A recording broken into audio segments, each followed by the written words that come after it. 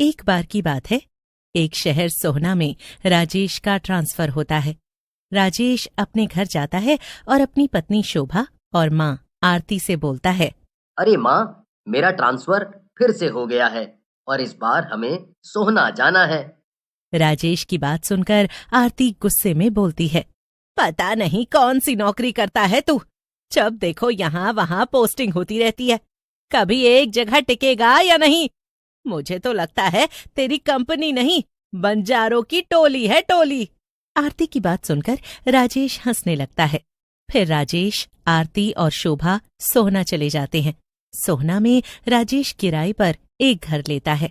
घर बहुत ही बड़ा होता है और शहर से दूर होता है। घर को देखकर शोभा खुश हो जाती है। अरे वाह, ये तो बड़ा ही सुंदर घर है और कितना बड़ा भी है। यहाँ रहने में तो मजा आ जाएगा। मैं इस घर को खूब सजाऊंगी।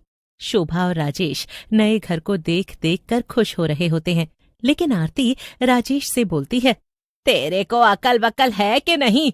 ये कहाँ जंगल में घर ले लिया? यहाँ हम रहेंगे कैसे? हैं?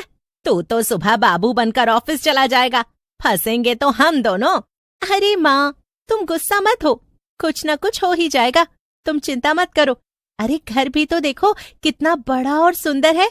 हाँ, बहू, तू हर बार इसे बचा लेती है।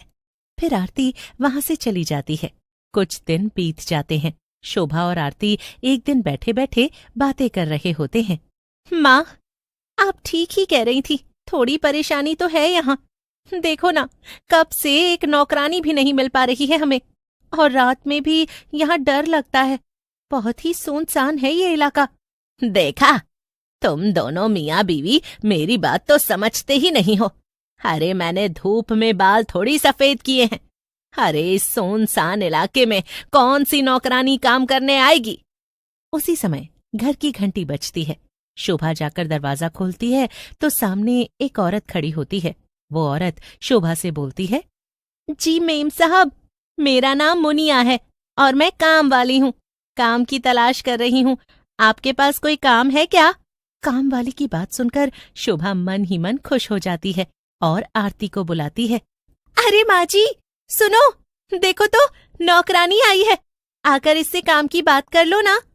अरे रख ले पैसे पूछकर, मैं मना कर दूंगी तो क्या नहीं रखेगी तू नौकरानी? वैसे भी एक काम तेरे से ठीक से नहीं होता। फिर आरती के कहने पर शोभा काम वाली को काम पर रख लेती है और उसे घर के अंदर रसोई में ले जाती है। देखो मुनिया, ये हमारी रसोई है और तुम्हें बर्तन यहीं धोने पड़ेंगे। मालकिन, मुझे पता है आपकी किचन कहाँ है और कौन सा कमरा कहाँ है। मुनिया की बात सुनकर शोभा घबरा जाती है। तुम्हें कैसे पता कि कौन सा कमरा कहाँ है? तुम कोई अंतर्यामी हो? शोभा को यूं घबराते देख मुनिया हंसते हुए कहती है, अरे मालकिन, आप भी ना फिजूल में घबरा रही हैं। मैं पहले भी इस घर में काम कर चुकी हूँ। आपसे पहले यहाँ एक साहब रहते थे। मुनिया की बात सुनकर शोभा का डर खत्म हो जाता है और वो मुनिया से कहती है, अरे मुनिया, तूने तो मुझे डरा ही दिया था। चल, खैर कोई बात नहीं, अभी तू बर्तन साफ कर ले, मैं अभी माँ जी से मिलकर आती हूँ। ऐसा कहकर शोभा वहां से आरती के पास चली जाती है। शोभा को देखकर आरती गुस्से में बोलती है, तुम्हारी इसी लापरवाही के कारण तुम्हें डांट पड़ती है। तुम यहाँ क्यों आई? पता है ना, काम वाली नई है, कहीं कुछ चुरा लिया तो? चलो अभी उसके पास जाओ और काम करवा कर ही वहां से हटना। आरती की बात सुनकर शोभा वहां से चली जाती है, लेकिन उसे बहुत ही गुस्सा आ रहा होता है। ये बुढ़िया ना, मन तो करता है इसका गला दबा दूं। मेरे हर काम में इसे गलती के सिवाय कुछ नहीं दिखता। जितनी मर्जी सेवा कर लो इनकी, लेकिन बहुएं तो हमेशा ही खराब होती हैं। शोभा गुस्से में कामवाली के पास पहुंचती है। कामवाली शोभा को देखकर बोलती है, मालकिन, आपके बर्तन कर दिए हैं, बस आप थोड़ी देर और रुक जाओ, मैं सफाई भी कर देती हूँ।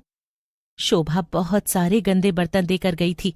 इतनी जल्दी बर्तनों को साफ देखकर वो मुनिया से कहती है, मुनिया, तूने बर्तन साफ भी किए हैं या सिर्फ पानी से ही निकाला है? बड़े तेज हाथ हैं तेरे तो। फिर मुनिया सफाई करके वहां से चली जाती है